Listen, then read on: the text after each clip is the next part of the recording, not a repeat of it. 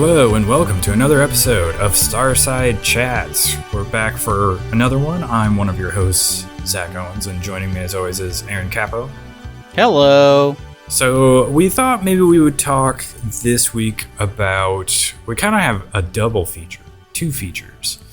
It is sort of the middle of the year, and so we're going to talk a little bit about the mid-year report card for Nintendo, Sony, and PlayStation, and just kind of talk about the stuff that's come out so far this year. But also, we thought it would be fun to sort of run down 5 games that I have picked and you have picked that would make good movies/TV shows. We got movies on the brain because last week you talked about seeing Mission Impossible, which I have seen in the interim, and both of us are also going to go see Oppenheimer this weekend. Yeah. So it's a movie kind of time. Yeah, we talked a little bit about it last week, but strangely this year, an outlier in comparison to the last handful of years, I would say, where there's actually a lot of stuff I want to see in the theater. So excited to see Oppenheimer. Maybe we'll talk about it on the show next week if we both get a chance to see it this weekend. Yeah, speaking of both of us seeing things, so I have now seen Mission Impossible. So do you want to have a brief discussion about overall thoughts now that we can both speak freely about it? Yeah, so I guess if you have not seen Mission Impossible yet and you want to, maybe skip ahead because let's just spoil things. So yeah, what are your overall thoughts now that you've seen it? I mean, so I felt like you were a little lukewarm on it last week, and I think maybe I'm in the same boat. Like The last couple have been great and like standouts. Yeah. Every one of them. The last one with Henry Cavill, where there was that fight scene in the bathroom. That one might be my favorite of all of them.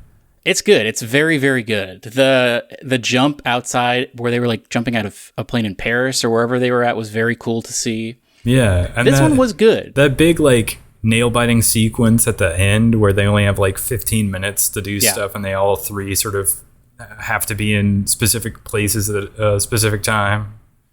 All of it is great. This one is still a really good movie, and I enjoy the stunts. The car chase scenes were very cool. Hayley Atwell's cool. I like that Palm, whatever her last name is. Mm-hmm. She played a very menacing villain. Now, do you think is she in the next part? I think her name is in the credits. It was unclear whether she was dead or not. I think she is alive because the guy is like, hey, I still got breathing here. So I think her and Hayley Atwell are now going to join the IMF in the next part of it. Yeah. So yeah, I was going to say, if she is alive, she's definitely joining them, right? I think so. And you know what's crazy? This movie does seem to take things from other things. It's kind of a weird coincidence because I went to go see, the first movie I saw in theaters this year was Fast X, I should say. A great movie experience.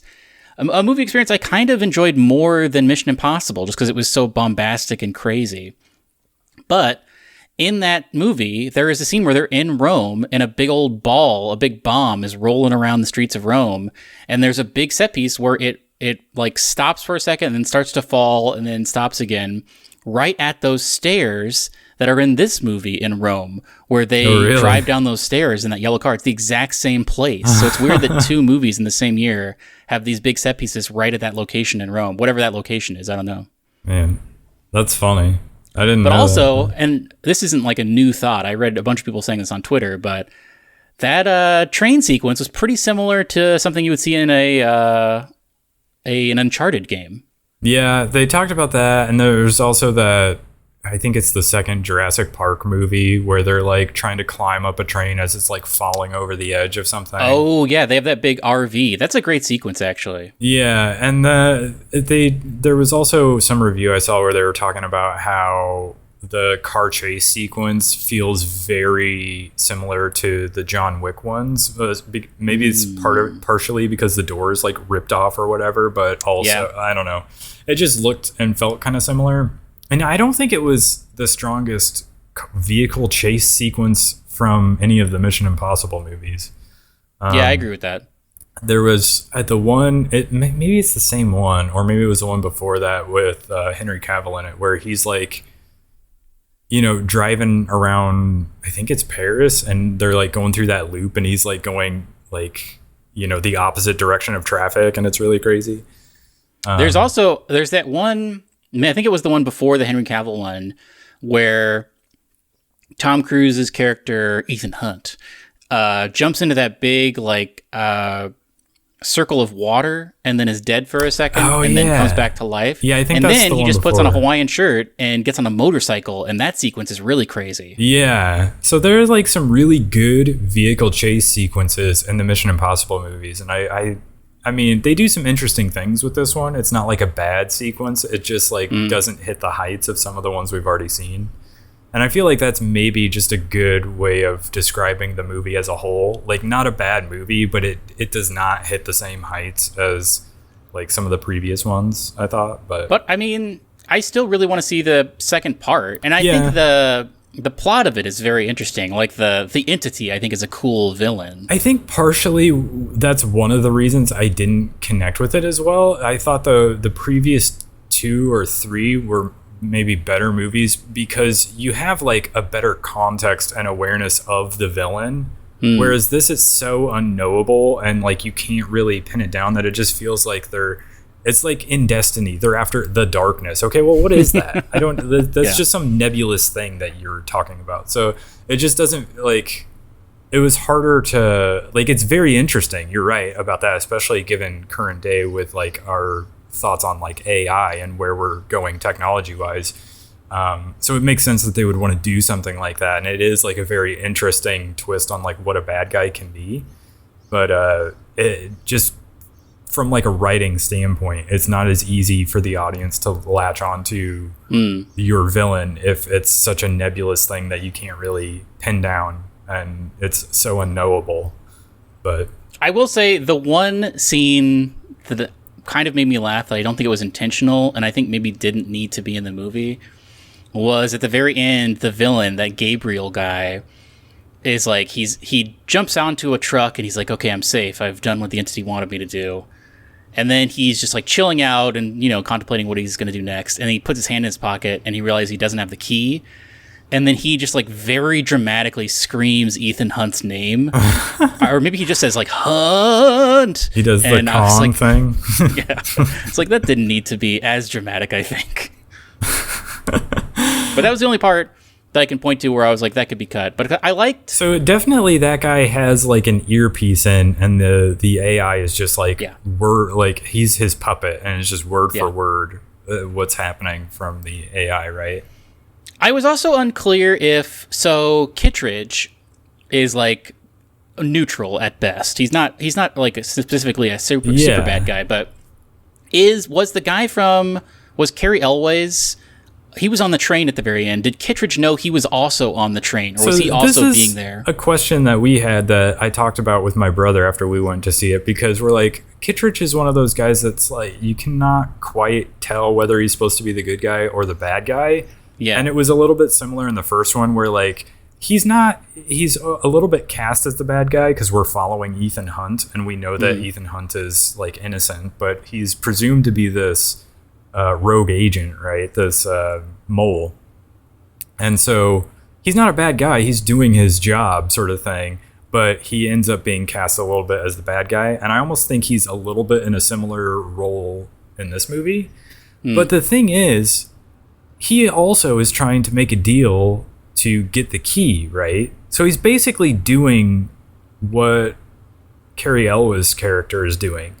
But they're supposed to be on the same side, but also they're kind of not, like, because was that conversation he had with Gabriel was a little bit like, oh, I'm sinister. Going rogue. Yeah, he's like doing the wrong thing where he's meeting up with these bad guys and he wants to control things. But didn't Kittredge also want to have it and control it? I think Kittredge wanted it for America. Like, he was ready to hand it off to America, whereas Carrie Elwes, whose name I don't remember at all. Yeah. But he wanted to just like have it for himself and like, I think basically be pulling all the strings. Right, but like the good guy approach is the Ethan Hunt approach, where you're like, it's too much power for anyone to have. We need to destroy it. So I don't know why Kittredge would be, no, we should control it. But then at the end, he's like doing a voiceover, and he's like, go, Ethan Hunt, do the thing you need to do, or whatever. Yeah. So I don't know. It was unclear to me what the case was there. I don't know. Still a great movie, though. There are some cool sequences. I'll give it that. I also feel like it needed a lot of like explaining as well, where it felt like, are we through the exposition yet? Like, is the movie happening yet? And so I don't know. I hopefully the next movie brings it all home and I think it's great. But I didn't love this one as much as I was hoping I would. But I was like you said, I was a little lukewarm on it. But I think all signs point to Oppenheimer blowing it out of the park, though. Like, I've only seen good reviews of that movie. Yeah, I'm very excited to see that. Well, we were on vacation. We had to drive like for an hour and a half or something like that to get to a Costco to get some food so that we didn't have to eat out for all our meals while we were on vacation. And my dad had this audiobook for, I forget what the title of it. It's like the Scientists and the General or something like that. And it's about Oppenheimer and the character who will be played by Matt Damon in this movie. It was pretty interesting. I didn't get to hear all of it, but just as like a precursor to this movie, it was pretty interesting to listen to. But I'm excited for that movie. Well, should we get into game news? Yeah, so a thing that came out this last week is Xbox Game Pass Core is the latest sort of evolution of Xbox Live Gold, basically. The changeover is supposed to happen in September, and I think it's a little confusing because from what I hear, like, if you're on PC, you just want the PC one, like, so the $10 tier. So basically nothing changes for you if you're on PC and you've been using Game Pass. But if you're on console, you might a little bit feel forced into paying for the more expensive one so that you can maintain your Xbox Live. Because in order to play games online, you have to have Xbox Live.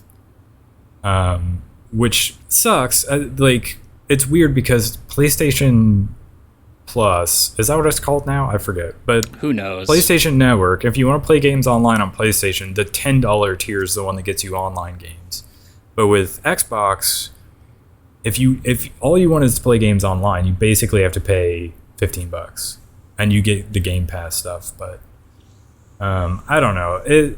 I feel like the era where people needed to pay to play online games on console is over. Like, we don't need that anymore. Nobody should have to pay to play Call of Duty online.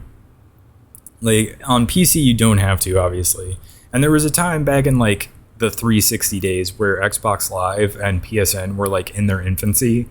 And there was a very notable difference between, like, Xbox Live and its quality versus PSN and its quality. Yeah. And you could point to very clearly, you're paying for Xbox Live Gold, so they're able to sustain that service better than PSN. And then obviously PlayStation was like, hey, we could make money on doing this as well. Let's do it. But now they're making money in other ways. They're making money through Game Pass and through their PlayStation, subscription service. The online functionality does not need to be a part of that anymore, in my opinion. I think they could drop that entirely, and if you buy a PlayStation or an Xbox and you want to play Call of Duty or Battlefield, you should just be able to play it without having to sub to something on top of that price, Yeah. But anyway, I just wanted to rant about that, and that's why this is in here. But speaking of playing games online, I don't know if you've followed this at all because you're not really a Diablo person, but I'm not. I've never really dipped my toes into it. I thought I was going to play it because I played the beta a bunch and really liked it. But then when it came out, I was so in the, neck deep in Zelda that I was like, well, Yeah. I'm not gonna pick this up because I'm not gonna play it while I'm still playing Zelda, and I just haven't played it. So between that and Final Fantasy, but people are not happy about the latest patch for Diablo 4. Basically, it nerfed a bunch of stuff, and people are not really happy about that. And so Blizzard has basically come out and been like, yeah, we messed up. We're gonna make some huge changes and basically revert a lot of this stuff. And so it was funny to me because I was seeing some of this stuff on Twitter, and a lot of the replies were like that meme from that one Coen Brothers movie where James Franco is in it, and he's like got a noose around his neck, and there's like somebody next to him and he also has a noose on his neck, but he looks like really sad, and James Franco turns to him and is like, first time, huh? And it was like posted on Twitter by a Destiny player. Who's like, yeah, we're used to this. We play Destiny. This is not like a patch that basically breaks everything and makes everybody very unhappy, and they have to revert things is not uncommon. But yeah, so good news if you are playing Diablo or you're interested in it. It sounds like a lot of these changes that people don't like are going to be reverted. So excellent. Very good. Speaking of Blizzard, why don't you tell me about this WoW news? Yeah, did you see this? So it's become a little bit of an epidemic. It's not really like a huge problem yet, but it's becoming a thing where a lot of websites are not really paying journalists anymore. They're just sort of getting AIs to auto-generate articles and attributing them to like fake people. CNET got in trouble for this because CNET was like a pretty well-regarded website for like reviews and whatnot. And then the people who ran their organization were just like, no, we're going to start incorporating AI written articles. And there were like a bunch of discrepancies and wrong things. And it was not a great situation. And so somehow some people on like the WoW subreddit figured out that if they posted a bunch about something that was not true, an AI would like scrape that data and make an article about it. And so they started posting about this like new character that's being introduced called Glorbo. And everyone's like, man, we're really excited for Glorbo. I can't believe they're finally releasing Glorbo and all this other stuff. And a website's like AI thing scraped that data and made an article that was like, can you like WoW players very excited for new character Glorbo and all these other features. And then it came out that it was fake. And then that same AI, because it was just running loose, posted another article that was like, AI gets tricked by people doing like on a WoW subreddit, even though it was talking about itself. And then briefly they edited the original article and put parentheses satire in the headline. And then they just removed the article. But I just thought it was funny because they like figure out how to game the system and make one of those like terrible news websites that pops up in like your Google News alerts. Yeah. Make a fake article, and it got to watch out for that AI. That's hilarious. I love that story so much. The other thing I wanted to point out before we get into features is Radiant is the Blood of the Baboon Heart comes out. Actually, it came out yesterday. And it is the series finale / final movie for Venture Brothers, a show that's been going on for, I think, 21 years. I love Venture Brothers, and I've read all about it. Or not read all about it. I've watched every episode. I've been a part of watching it since the beginning. I remember when it first premiered on Adult Swim. I was like, man, this is great. I love Venture Brothers, so I am going to watch this, but I haven't done it yet. Because I think I might do a full rewatch of the whole series with my girlfriend, because she's never seen Venture Brothers. Although I will say, if you're planning on doing that like me, I think that like some seasons of Venture Brothers are being taken off Max pretty shortly, and I don't know why that's the case, but it is. But yeah, I've heard great things about this movie. It's going to wrap up a ton of plot lines. Originally, I guess the writers wanted to do a season 8 or a season 7, whatever the next season would have been. But Max or whoever basically came back and said, that's not going to happen, but you can do a movie to wrap things up. And so they're doing that. This is a pretty unique show in that it's made by these two guys, Doc Hammer, I think, and Jackson Public are their names. and it's just them. Like they don't have a writer's room. It's just them writing all this stuff for all of these seasons. It's never changed hands. There's never been different showrunners. So it's really these guys' babies. And it's been great all the way through. It's interesting twists and turns, and one of the best animated shows I think that's ever been created. So if you're interested in that, I think it's on Max. Radiant is the Blood of the Bamboo Heart, I believe, is on Max. It sounds like they realized that with this coming out that they could stand to make a bunch of money by letting people buy the old seasons rather than like just having it up for people to watch on Max. Did you see that article, or wasn't it an article? It's just like a bunch of rumors that's going around that Bob Iger is trying to maybe sell Disney to Apple. Oh, really? They're struggling. Disney they're just going to wash their hands of it, I guess. Disney is not in great shape these days. Like, I keep seeing articles about how the park attendance at the amusement parks is not good these days, and I feel like that's a big moneymaker for them. So even if their like movie business was struggling, they at least had that, but not anymore. So I don't know. Plus, like, they keep coming out with all these movies like that.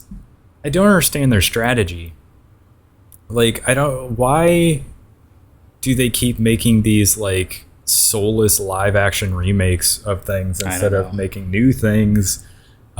People are seeing right through that, and they're not interested. I don't know what their numbers are like as far as like Disney Plus like accounts goes, but I feel like I also have seen articles of them like losing subscribers in like huge numbers.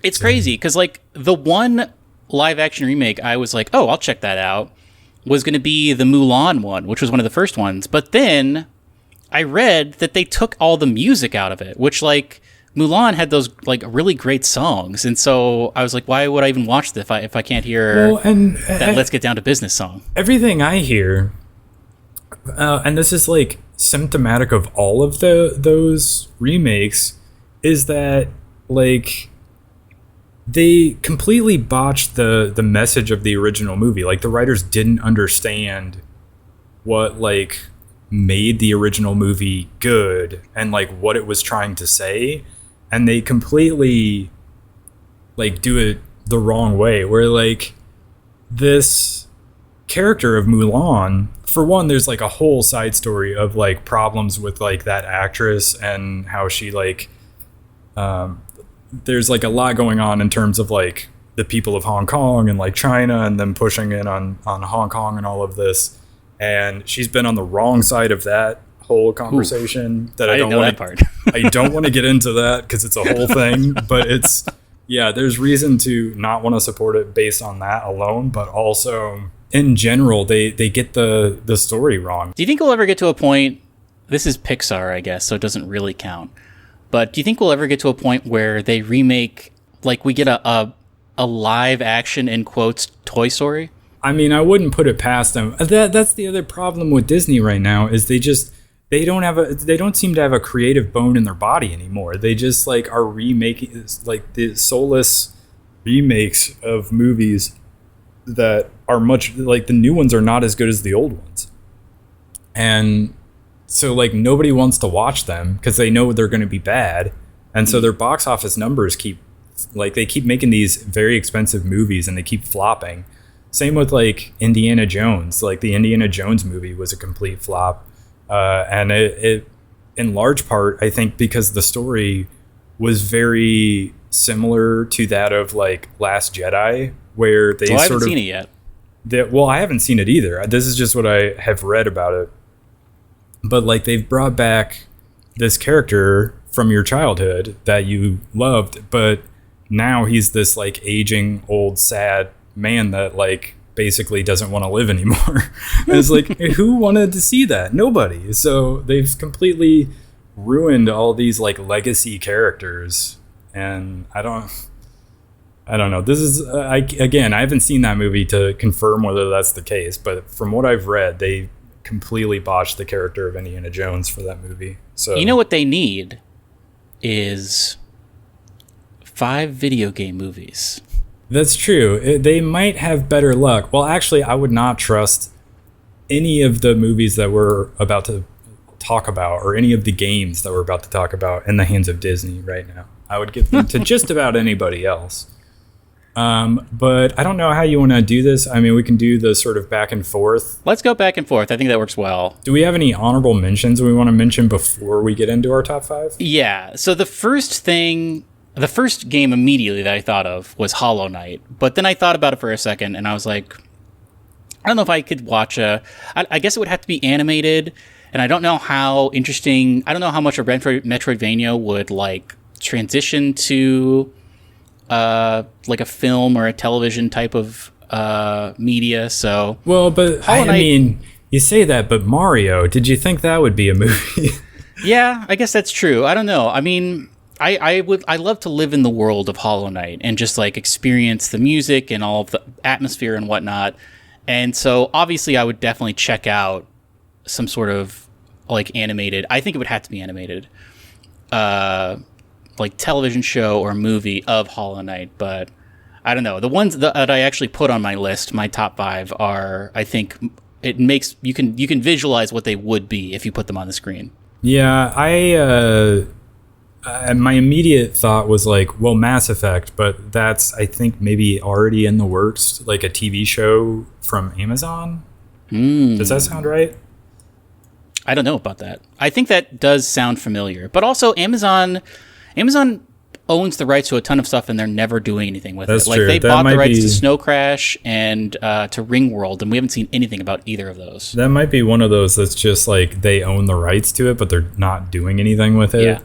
Yeah. Same with like Fallout. We know that they're actually making that one, but I don't know where they're at with it. Who knows?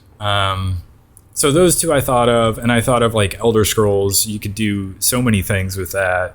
Yeah, who knows what you could do? That'd basically be like the Dungeons and Dragons movie, where you just like go into the world and it's just a bunch of world building. Yeah, like they don't necessarily have to specifically make, you know, Skyrim or Oblivion. They could just do something in the universe, and that would be fine. And it could be basically somebody's Game of Thrones, that sort of thing. Yeah. Or Lord of the Rings, for that matter. And I thought about God of War, but I think that one's also being made by somebody. That would make sense Amazon. to me. Yeah. But that, like, it's so cinematic what they've done with the last two that it's easily like portable to a movie or a TV show. And then the other one I thought of as an honorable mention was like Luigi's Mansion, obviously, because we just saw, you know, Mario. That would be great. And there's so many different Nintendo properties that everybody's now thinking, oh, it would be so great to see this as a movie or something like that. And that would be a fun one, I think. But so those I'm just throwing out there as fun options if any movie studio wants to make them. Some of them are already being made, but what's your number 5?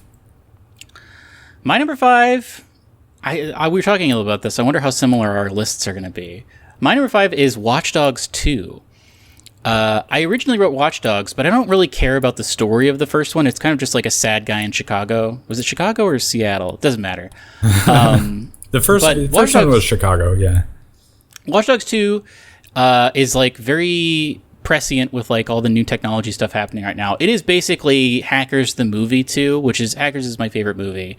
It's like a group of young people who like have a clubhouse that they hang out in, and they live in like San Diego or like the Bay Area, and they're like doing cool hacking stuff, and they're taking down corporations, and there's a part where they literally hack the planet, which I think would be very cool to see on the big screen.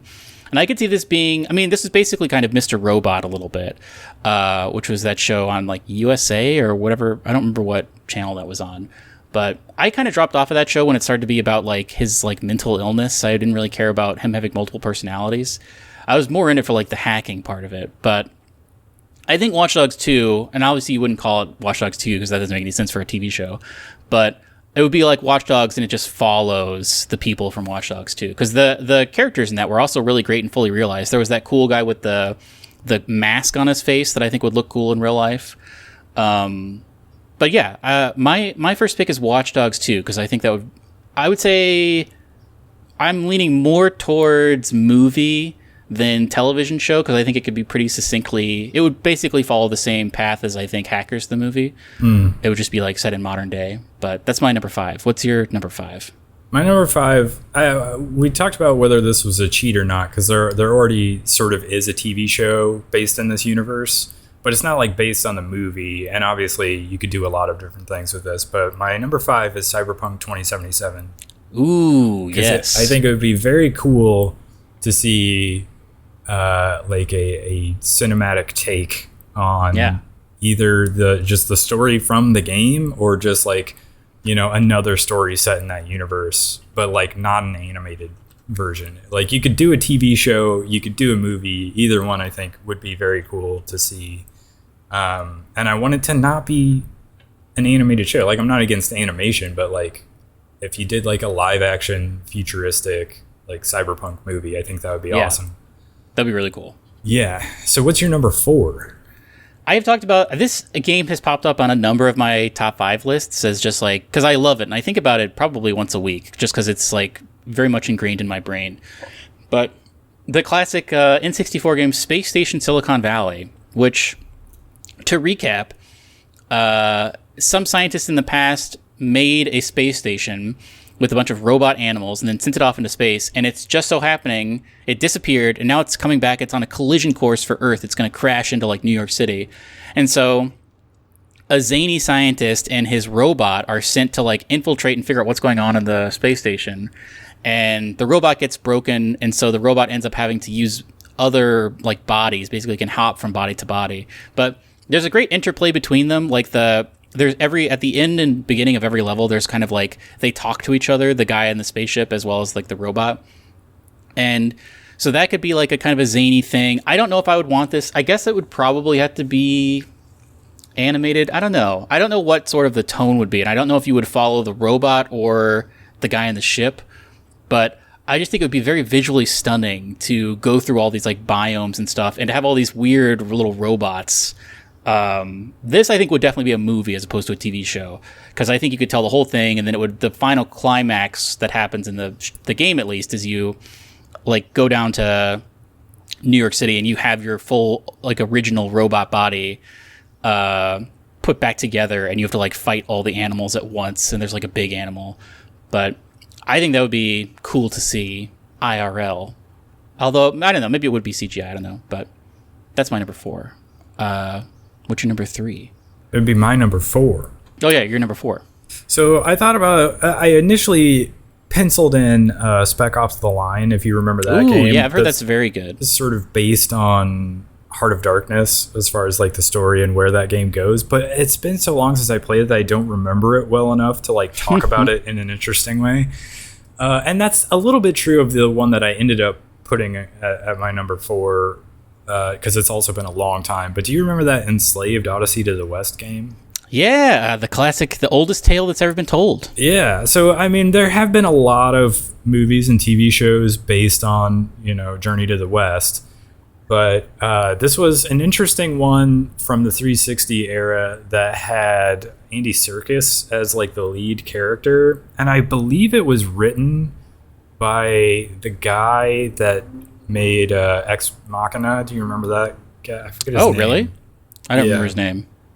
Anyway, it was like there was a lot of interesting people behind it, and basically, yeah, you're sort of the Monkey King without being the Monkey King, but like maybe it's like something that too many people have seen too many times and they wouldn't care, but like they keep making them because they keep doing well, I guess. But also like to have sort of if you did like a big budget version of this in the West versus like, you know, some sort of Asian cinema that made it would be interesting to see.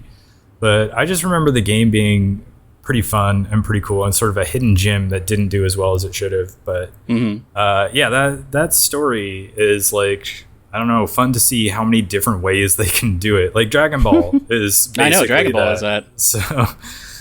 So yeah, that's my number 4. What's your number 3? My number 3 is another game that has come up on a couple of these lists, but it is the original Thief, because the setting of Thief is very interesting. It takes place in a place that's just called The City, which is just this huge, sprawling, kind of steampunk-esque background. And it's cool because there's a bunch of different factions. There's like the Hammerites, who are like anti-technology. And then there's I think the Keepers are originally Garrett, the main character. I think is like a street guy. He's like a little orphan who's living on the street, similar to Aladdin, who gets taken in by the Keepers, who are like mystical, I guess, or like magic adjacent. They sometimes use glyphs to do things. But they teach him all about how to like be hidden and like basically all the skills a thief needs, and then he sort of defects because he's too cool for that stuff and starts to be like a thief. But then he gets kind of embroiled in, I guess specifically Thief 2, the Metal Age is my favorite one, and that I think would translate very well to a series, like an HBO series or something like that, because he's just doing his regular thing, but he gets embroiled through the jobs he takes and this crazy thing that's going on where this guy's making these steampunk robots, which also I think would turn out really great on screen. And just like the whole universe of Thief is very cool. And I really want them to make a better version. Like the latest Thief they made was not good. It was like really slapped together and had a bunch of problems, and just altogether was not my favorite. But Thief 2 Metal Age is one of my favorite games ever. And I would love to see a guy playing Garrett. They'd have to get the right actor, because like the original voice actor for Garrett was like, he had a very wry kind of like, what's going on here? I can't do an impression of him. But he was like a really cool, he had a cool tone, and you have to get that kind of like standoffish. I don't know who you would get to play him, but I think that would make or break the show. Yeah. But yeah, Thief, I guess specifically Thief 2 The Metal Age would be, this is my second sequel on here after Watch Dogs 2, but that would be my my number 2. What about you? I think that was your 3. Was it my 3? Oh, it was my 3, yeah. Yeah, my number 3 is Pentiment. So this came out, like, what was that, last year? Yeah. Towards the end of the year. And it's like this murder mystery game, and like there's no voice acting, so you can cast anyone you want and be totally fine. And it's like sort of split up into sort of 3 like fairly distinct chapters or acts, and so you could almost spread those out across like 3 seasons of a TV show if you wanted to. And yeah, like the murder mystery aspect of it would be very fun and very very intriguing. That would keep people watching from episode to episode. But it's also kind of like an interesting historical piece as well, which I think is a little bit in as far as like people like that kind of a thing. But yeah, like, I don't know, murder mysteries make good movies and TV shows, especially if you keep the mystery going across like, you know, multiple episodes. I feel like this would be Twin Peaks. Yeah, Twin Peaks. Well, yeah, part of the reason why season 2 was maybe a little bit the end of that show was because they brought the murder mystery to a close a little too early. But they could keep this one going for at least 3 seasons. So that's my number 3. What's your number 2? In the same vein as Thief, another first-person game that was revolutionary for a number of reasons. Deus Ex, I think, would be probably pretty similar to your Cyberpunk. I think it would be a TV show, and I think that I wouldn't want it to be modern like Cyberpunk. Like Cyberpunk is very future forward thinking, and a lot of the stuff you see like makes sense. But I think a good Deus Ex game, and I'm talking about the original, not Human Revolutions.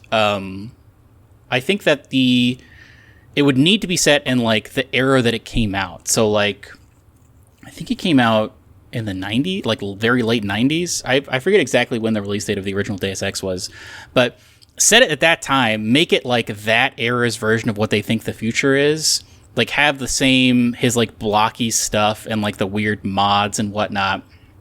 Very clandestine. Like there's all this like government intrigue stuff that he's doing, and the plot to it is really crazy. It's very like conspiracy theories, like Prophet 5 and stuff like that, and the Illuminati and whatnot. I think that has huge legs to go forward. This, I guess, is another one where you make it or break it by the main character, because I think J.C. Denton is his name in the first one. he's going to be on screen a lot, and he's going to be someone who's going to be very charismatic, but also like kind of locked down in a specific way, because that game did have voice acting, but he is like the next generation of human, basically. So he can't just be. He's like very no nonsense at times, but they're globe trotting, so you would get to set part of it in like China or like Hong Kong, or no, I forget where they go in China, but I think they go either to Taiwan or somewhere. And then he goes to Germany briefly to do something. And the first part of it, I think, would be such a good pilot, because the first part of it is he drops down on Liberty Island, and like terrorists have taken over Liberty Island, which, by the way, is the headquarters of UNATCO, which is like their like task force or whatever. There's a really cool, like the plot of that game is very, very good. There's like a virus that might be actually created by certain people, and he's trying to figure out how to fix it, and it's great. I gotta say, I would love to see any more. When they remade Deus Ex to that Human Revolutions is it Human Revolutions, and then Mankind Divided was the second one that was not good. Yeah, Human Revolutions was a great game. But any iteration of Deus Ex I'll take a look at, because I love that tone. And also, I mean, you could pull in some stuff from Human Revolutions, because his apartment in Human Revolutions is very cool, very much taken from like Blade Runner. But I think I like the main character in the first one more than Adam Jensen, I think is his name, in Human Revolutions. And I think the plot of the first one is better. So that's my number 2. I keep meaning to go back and play some of those, because I always hear you talk so highly about them. And I think I even picked one up during like a Steam sale, and I just haven't gotten around to playing it yet. The original Deus Ex is great. It is a little bit of a learning curve, because people were still trying to figure out how to do a lot of stuff. Like, you have a toolbar at the bottom, basically, that you can assign stuff to. Like, it has the inventory system of Resident Evil, kind of, where you have to slot stuff into a grid.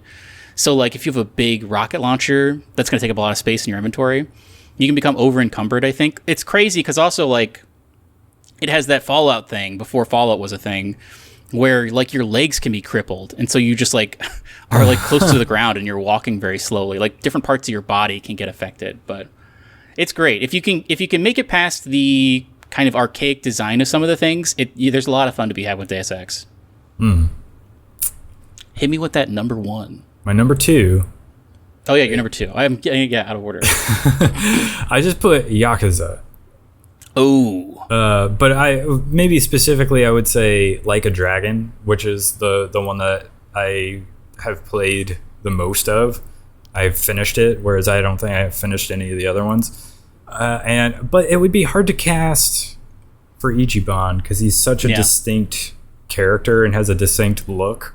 But I really loved that game. But you could even just do something in that universe. They bring a lot of the characters back, like, over and over again, or they're like sort of, it's almost like a stage play where they have the same faces, but they're playing a different role. But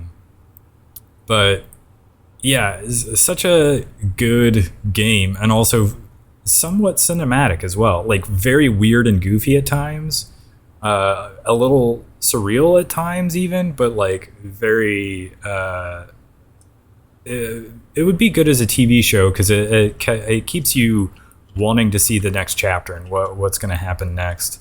But like, you could have basically an ensemble cast for this, because there are so many characters in the Yakuza franchise. But yeah, I would definitely watch it if they made a movie or a TV show based on that series. What's your number 1? I thought a lot about this. For a while, I was going to say Final Fantasy VII, but I mean, I think a live action of that would be very cool. But I mean, we already have Advent Children, and so. Also, how do they do the hair? Great question. That's a super good question. But I put a game that doesn't have any dialogue, and that game is Hyper Light Drifter. Oh, yeah. And this, I think, would be a movie. And I kind of want to see what it would look like in a live action sense. A lot of the people you run into are basically humanoid animals. Like, they're like humanoid otters and bird people and things like that.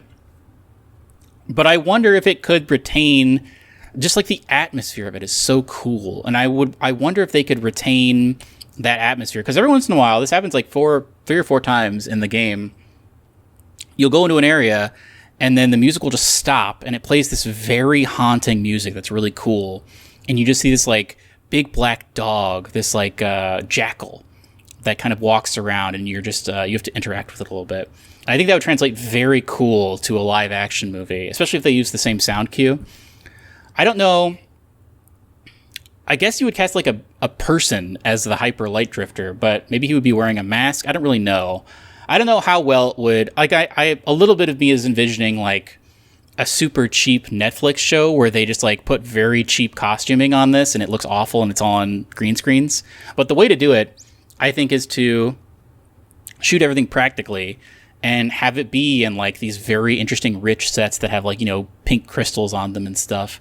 And the plot to it is pretty straightforward, but I think that lends itself well to a movie as opposed to a TV show where you basically have to go to 3 different places. You could pare it down to maybe 2 different places, maybe 3, and then you descend to the final place, and it's like very bittersweet. And the ending is, you know, they could change the ending a bit to see if does he actually die or not. I think that would be preferable, but I think it would make for a very cool, if they did it right and they really put money into it and like had very cool makeup stuff for the other like species that the Hyper Light Drifter runs into, and they made like his like laser sword and stuff look cool, and him dashing around look really cool and not cheap. I think that could make for a very cool standalone movie. Yeah, you almost have to go animated with it. Yeah, you probably would actually. I don't think I would want it to be like CGI, like Minions style animated. Yeah. I think it would, if it was drawn, like if it was illustrated, I think that would be very cool. Yeah, it could look very cool. It probably actually would make a great anime. Yeah, that's true. And then you probably wouldn't have to worry so much about who is playing the character and whether or not you saw their face. They could just... That's true, yeah. You could just... I mean, it would all be... Then you might be able to go fully... No, I mean, it could be like Samurai Jack, basically. There are whole episodes of Samurai Jack where no one says anything. Yeah. And it's still a great show. So maybe that's... Actually, Samurai Jack is probably an excellent analog to this, where he's just like on a mission. He runs into interesting, weird things and has like crazy fights. So yeah, maybe that is what I'm looking for. Yeah, get that guy to do a Hyper Light Drifter show. I forget his name, but the guy that did Samurai Jack. His insane name. Yeah. What's that number 1? My number 1 is Psychonauts. So I didn't play the first Psychonauts, but I played Psychonauts 2 and loved it. And just from like a quirky, like it would probably have to be animated, obviously, but like from like a quirky, kind of surreal and like crazy visual standpoint, like it would be really good for that. But also, like, I found the main character and a lot of the other characters in the game to be very likable, and it's got that like Tim Schafer sense of humor, and it's just like the gameplay was not as interesting to me as like the characters and the story and just like the environments that they made. And so you could do a TV show or a movie that would, you know, you wouldn't be like, oh, I definitely miss just playing the game, you know, whereas you might say that about other games that they would turn into a movie. But Psychonauts 2 or Psychonauts as just like a universe would be a fun one, especially since in the second one it's almost like not James Bond, but like something like that, where they have this like agency or whatever, and you're there and you're like helping them out with stuff, and you become a psychonaut, right? And just to like have that, but like you're going around doing stuff and you're jumping into people's brains and like sort of Inception style, helping to resolve things. And each, you know, brain obviously has like a wildly different location and like weird quirk to it. You could do so many fun things with it that having an episode dedicated to like them going into one person's brain would just be a pretty fun show, I think. Yeah, that would be great. So there you go. Movie studios / TV producers. Those are 5 video game adaptation ideas for you. Just get to it. So do we want to briefly talk about Viewfinder? Yeah, how have you been liking it? I've been seeing a ton of people talking about it online. Yeah, so Viewfinder is one of the games that came out this week. Pikmin 4 also came out, but I haven't started that yet. I plan to play that, but I have not at this point. I did play the demo. We talked about that last week, so you can check that episode out if you want to hear some thoughts on that. But yeah, Viewfinder is a cool game. It's like a puzzle game where you pick up pictures in the environment. They're just like laying around, or you have like a camera and you can take pictures of your environment, and then you hold up the picture and you can like basically place it there, and then it becomes this like 3D reality that you can walk through. And so it's a little bit trippy at times, but you can sort of use that to solve puzzles and sort of platform your way around these environments. And like story-wise, it becomes a little bit Wall-E. It's almost a little sort of cliche end of the world, climate change disaster type of story, which is whatever. But like the gameplay is the real highlight, and you're sort of in this like VR machine basically, and so that's why the different locations, the different levels you go to, like look really crazy and varied. And it's a pretty short game. I would say it's like 3 to 5 hours long, so you can definitely get through it in like a sitting or two. I platinumed it on PS5. Whoa. Because they do a good job of making it so that you can like load into each level at like a specific point. So like they have like level 1.1, level 1.2, as you're progressing through the level, you go through to like a different stage in it, and so you can load directly into each individual one to like find collectibles and stuff like that. And so I was able to platinum it fairly easily, and even with doing that, it was still only like 4 or 5 hours, I would say. So pretty short game. So maybe wait for a sale or hope it comes to Game Pass. It would be a perfect Game Pass game. Yeah, but I don't believe it is on Game Pass. You can correct me if I'm wrong. I checked the other day and didn't see it, so I don't know. But I thought it was pretty good. I guess we've got a slot on our top 10 builder, which we do need to look at again as we kind of look into our mid-year report card here. I don't know where I would put it. It's such a short game. I feel like we give a little bit of preference to games that are longer because we spend more time with them, so we remember them a little bit better. But I'm just gonna put it in at 6. Oh, I think that's fair. I need to play more Like a Dragon Ishin, which is in a number 7, before I really decide on where that goes. And same with I just put in Dead Cells Return to Castlevania because I've played some of that and I liked it. But we can analyze more of that later. Who do you think is having the best year so far? I gotta say, I think it's Nintendo. Yeah. What do you think? For sure it's Nintendo. As we were sort of preparing for this podcast, I was asking, like, what even came out from Sony other than Final Fantasy 16? And then we remembered, oh yeah, I think Forspoken might have been a PlayStation exclusive. So that's not a strong thing. They did have Returnal come out on PC. That's one of their studios, so they're porting some of their stuff over to PC, and they had like the Horizon Forbidden West Burning Shores DLC. So they had some stuff, but it wasn't huge. And then they did launch PSVR 2. And they've got Spider-Man 2. So I guess those are your 10 pulls between Final Fantasy 16 and Spider-Man, but not Sony's strongest year. Although I will say overall, even though I think Sony and Xbox are not having like huge years yet, I know like Starfield is sort of the big one that we're waiting for later this year. And obviously they shadow dropped Hi-Fi Rush, which was cool for a lot of people. And they've got the purchase of Activision Blizzard happening. But they also had like Redfall, which was not good. So despite the fact that I think Sony and Xbox, at least so far, are just not having huge years, but that could be made up for by Starfield. I would say this year has been like kind of a surprise. I think a lot of people are saying it's one of the best years for game releases that we've had in a while. Oh, yeah, for sure. Yeah, I totally agree with that. Yeah, probably since 2017 even. Although when Breath of the Wild came out? Yeah, Breath of the Wild and Super Mario Odyssey. But that was a crazy 1-2 punch.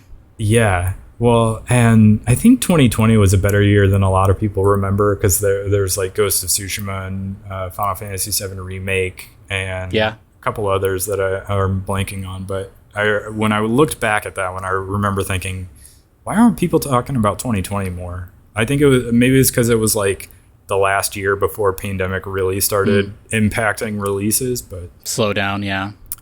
But like for Nintendo, they had Tears of the Kingdom already this year. They had a new Fire Emblem, a new Pikmin game that just came out, along with releasing Pikmin 1 and 2. So now all the Pikmin games are on Switch. They had Metroid Prime Remastered, and like later this year, they're going to have Super Mario RPG and a new 2D Mario game. Did that Mario Rabbids sequel come out this year, or was that at the end of last year? I think that was last year, but they have released like a bunch of DLC for that this year. So I've still been playing it this year. So it does almost feel like a this year release, even though it was last year. And then like obviously they released a hit movie with the Mario Brothers movie. True. And they opened a theme park, Universal Studios in California. So Nintendo's having a massive year. I've been seeing TikToks, and who knows the veracity of these, but there have been rumors that, and we've had these rumors for years, but there have been real rumors that stuff is starting to pick up about the Switch 2. Like some South American game studio apparently got a dev kit, so they say. So we might be getting a Switch 2 coming up next year. At the end of this year, maybe? Who knows? That would be crazy, especially if they announce like, you know, Metroid Prime 4 and maybe the next mainline Mario game, Super Mario Odyssey 2, are like launch titles for it. But that would be great. And then like other games we have so far in our top 10 builder, we've got Fire Emblem Engage, we got Final Fantasy 16, After Image, Dead Space Remake, Wild Hearts, Metroid Prime Remastered. Did I say that one? Yeah, you did. And then, like, I know we haven't played them, but like Diablo 4 minus like the recent patch notes has been a success.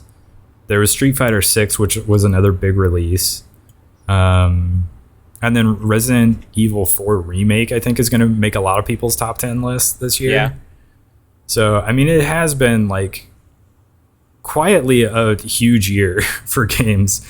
That like, it kind of snuck up on me because there was a time there before Tears of the Kingdom came out where I was like, there's not much coming out this year that's like really grabbing me. And then like now looking back on it, I'm like, no, this has been a really big year for games. And still to come, more to come. It's true. This fall, even though the claim was that Nintendo had a light release schedule for the fall, I would say they're still going to do just fine. Like they're going to, what they have coming up. And then of course, like people are really into that Spider-Man 2 game, and like Starfield might end up being my game of the year. So there's a lot to look forward to. Very true. All right. Do we have anything else that we've been playing and watching and we wanted to talk about? I guess I have been playing more Final Fantasy 16, but I don't really have anything. Oh, I do want to hear about that. Yeah. Have you beaten it yet? Or I have not beaten it. It is a long game. I took a break from playing it to play through Viewfinder, but I jumped back in this morning. And it's very cool. Like the boss battles are like these huge, pretty cinematic sequences, and there's all these like huge set pieces, and like you can tell like they put a lot of time and money into this thing, and it is like it's pretty beautiful to look at, especially with some of those like as they're doing like a cutscene of some sort, they'll have like a very zoomed out like what was the term for that when you're establishing shot. Yeah. And they're crazy. I like want to screenshot them every time and like use it as a wallpaper because it's like so crazy to look at. But yeah, it's a cool game. I don't think it's going to surpass Tears of the Kingdom for me, but like right now it's a solid number 2 for me.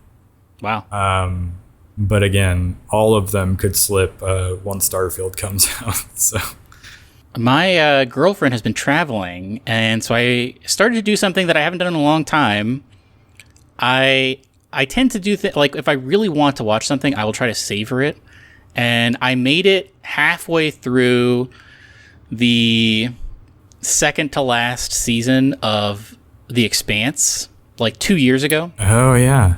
And then the final season happened, and I did not pick it up again. But I was on like episode 6 or 7 of the season prior to the final season, and I watched all of those in the span of like 3 days. So I'm caught up to the final season now, and The Expanse is so good. I gotta say, it is. I'm sad that there aren't any more of them. I hope something else comes of it, because I know there's more books, and I don't know if they're ever going to start it up again. I know there's like a big time jump where they left off. But I'm excited to continue watching that and get to the final season. Yeah, I also love that show, and I was sad that they decided that the last season was the last season, because I felt like it's not as bad as what they did with Game of Thrones, where the producers of it were like, we don't want to be doing this anymore, so we're just gonna rush like the last season or two and do like longer episodes but short, or like fewer number of them, and they just like, yeah, there's only 6 episodes in the final season, which I was surprised about. Yeah, so they didn't botch it as badly as they did, but it is a little bit like, I feel like you guys were just ready to wrap it up and move on. And I feel like more dedicated showrunners could have kept this thing going longer, and I would have liked that. But I think it could come back. I think it could definitely come back. Yeah, I mean, it could be one of those things where they like, not a spin-off, but like I don't know, because there's always like Stargate, isn't there like multiple different versions of that show? There's like 4 of them. Yeah, they could do something like that and still have more of The Expanse. So hopefully they do that. But anyway, on that note, why don't you hit me with your parting wisdom? Zach, you know, I went to Walmart. I needed something specific that I could only get at Walmart. It was a Walmart exclusive. And I have not been in a Walmart in a long time, but man, me neither. Their frozen food section is insane. Like, I'm used to going to I do a lot of my shopping at Target, which is great, and they have a great frozen food section.